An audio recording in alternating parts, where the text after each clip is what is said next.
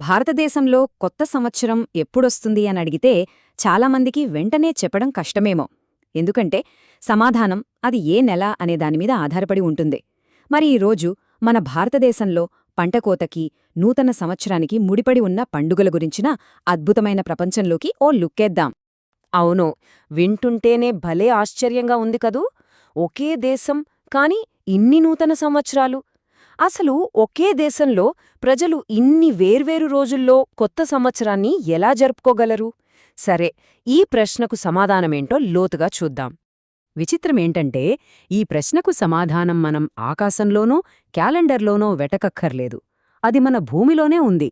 నిజానికి మన భారతదేశ సాంస్కృతిక క్యాలెండర్కి, ఇక్కడి వ్యవసాయానికి మధ్య ఉన్న బంధం అది విడదీయలేనిది. అదే దీనికి అసలు కారణం. అసలు విషయం ఇదేనండి. ఈ పండుగలంటే కేవలం ఆడంబరంగా జరుపుకునే వేడుకలు మాత్రమే కాదు.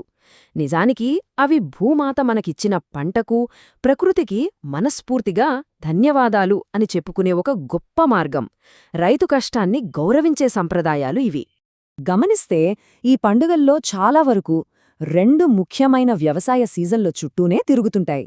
అవే జాన్వరి ఇంకా ఏప్రిల్. సరే, మరి ముందుగా మనం జాన్వరితో మొదలుపెట్టి ఈ అద్భుతమైన బంధం దేశవ్యాప్తంగా ఎలా కనిపిస్తుందో చూద్దామా? మన ప్రయాణం మొదలయ్యేది జాన్వరితో.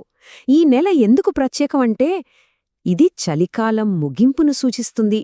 అంతేకాదు, గోధుమలు, బార్లీ లాంటి శీతాకాలపు పంటలు అంటే రబీ పంటలు కోతకు వచ్చే సమయం కూడా ఇదే. ఇప్పుడు ఇక్కడ చూడండి, ఇది చాలా ఆసక్తికరమైన విషయం.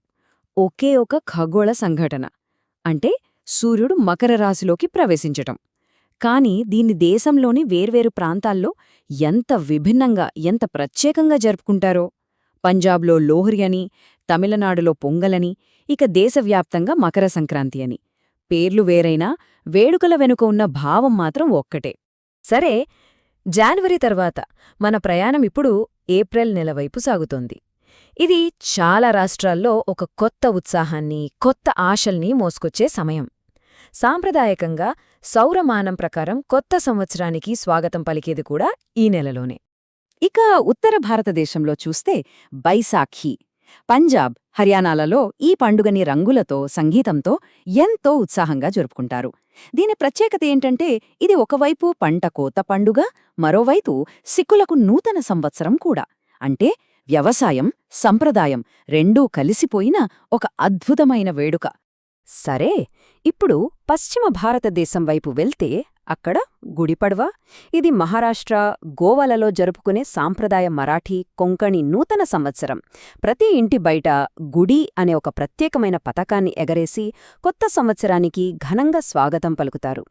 ఇక మన దక్షిణ భారతదేశం విషయానికొస్తే ఇక్కడ నూతన సంవత్సర వేడుకలు ఎంతో వైభవంగా జరుగుతాయి.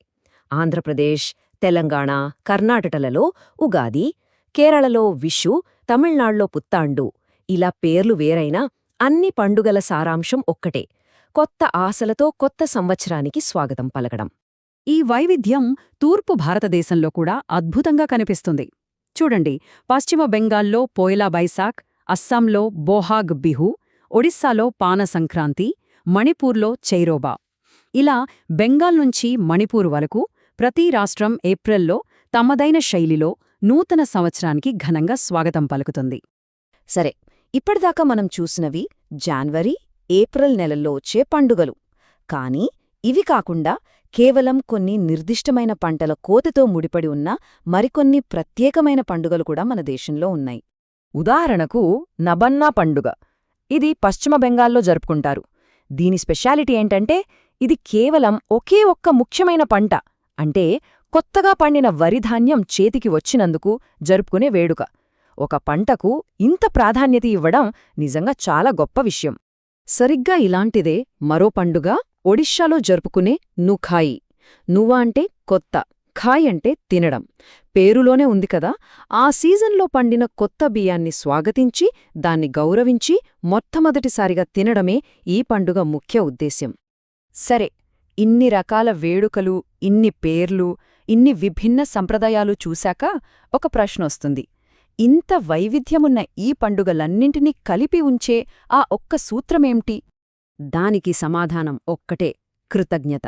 పంజాబ్ నుండి తమిళనాడు వరకు పేరు ఏదైనా, భాష ఏదైనా, ఆచారం ఏదైనా, ప్రతి పండుగ వెనుక ఉన్న ఆంతర్యం మాత్రం ఒక్కటే: ప్రకృతి మనకు అందించిన సంపదకు మనస్ఫూర్తిగా కృతజ్ఞతలు తెలుపుకోవడం.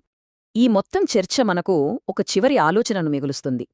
ఈ రోజుల్లో, ఈ ఆధునిక ప్రపంచంలో మనల్ని భూమికి, దాని ఋతువులకు ఇంత బలంగా ముడిపెట్టే ఈ వ్యవసాయ సంప్రదాయాల పాత్ర ఏంటి? వీటి ప్రాముఖ్యత ఎంత? దీని గురించి ఆలోచించాల్సిన అవసరం మనందరికీ ఉంది.